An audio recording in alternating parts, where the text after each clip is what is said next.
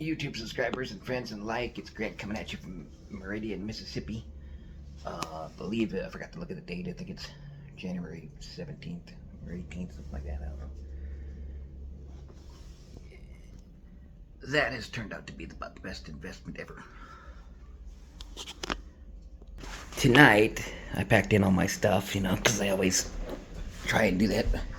Truck's down there in the corner.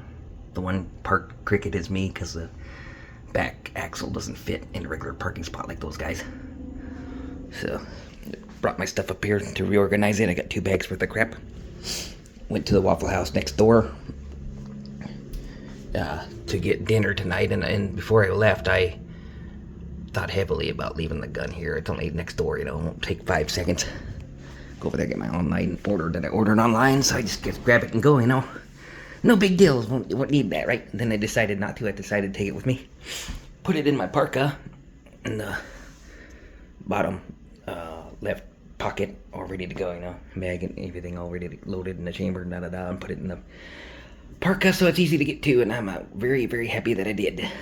Because I went to go get my online order, came back out, and they had a bum that was a white guy with a light brown curly hair that's probably goes down about down to his shoulders or so, dressed in a camo coat and dark blue jeans is the best description I could give. He come up to me begging for my help with food or some of the food that I had in my hand or something. He said something to that effect. He helped me out with food or money or whatever. My food was getting cold, so I just kind of half-ass ignored him, just said, hey, what's up, and kept on going. Mostly because my food was getting cold. Then turns out he ran up to me, pulled a knife, and then he said, now you're gonna give me that food, motherfucker. And of course, pulled the gun out. It's a funny comment now, but it wasn't funny in the time. He said, is that even real, man? The comment he gave about the gun is that I'm bringing it up to stance to shooting, to aim it at him. He's saying, is that even real, man? As he's backing up, and he's backing up further. And it's a damn good thing he kept backing up.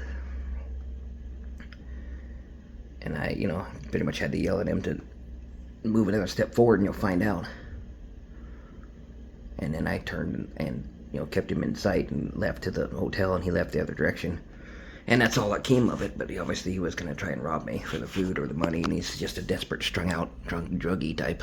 And it is 44 degrees last I looked, so probably 42 or 40 degrees now, and dropping colder and colder by the second. So, in a way, I don't blame him, but at the same time, this just constantly reminds me why I bought a gun to begin with, and I get to add this to the list of things that happened. Meridian, Mississippi, I almost got mugged.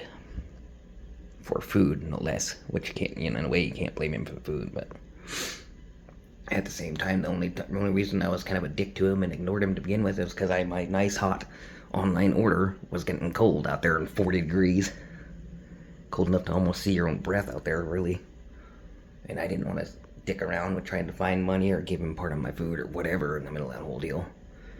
When it's that cold outside, if it had been in the middle of the daytime, then I would have stuck around and went back in there with him, maybe bought him some food or whatever, but the time of day, I was trying to save my food is what it ended up being. And because I turned and left like that and was kind of a dick, then he decided this next best move was to try and rob me. And I seen a nice big black pocket knife come out. Decent size, kind of like a medium size, bigger than your average small pocket knife. Come out, it's probably the size of his hand or so, give or take, the fold out kind of pocket knife. I have 2 of them, but I have smaller ones than what he had. And he didn't stab me with it or nothing, he just pretty much showed me it. And threatened to stab me with it, and then didn't get the chance to do anything else because I dropped my left hand down into my side pocket from my parka. And pulled it out because thank God I already had it ready to go, I didn't have a bad spidey sense about going over there or nothing, but Mississippi tends to be one of, if not the poorest states in the Union. So, it's a damn good thing that I did what I did, but I had it in that, which I still need to find a better solution. I might have to Velcro both sides or something and put the holster in there so it stays in there. Holster and all came out and I had to take the holster off, but I had it chambered and ready to go outside of that, so you just tossed the holster in my other hand in my other pocket. holding the food, and it was a good thing my food had a bag. So I had that hand free, so I had both hands free. Well, kind of. I had that in the right hand too, the drink. But I get to add that to the list. And desperate people do desperate things, and that's the one single time that I wouldn't say at all that trying to mug somebody's is always a bad thing, except for in that situation where you're just hungry. He's that desperate, and I feel bad for the guy being that desperate, but not gonna happen to me, thanks to this.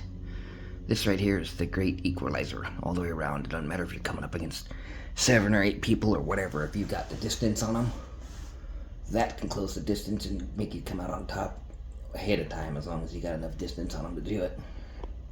Not that I would, I'm just, just saying, overall, if you don't have one, I highly recommend you get one.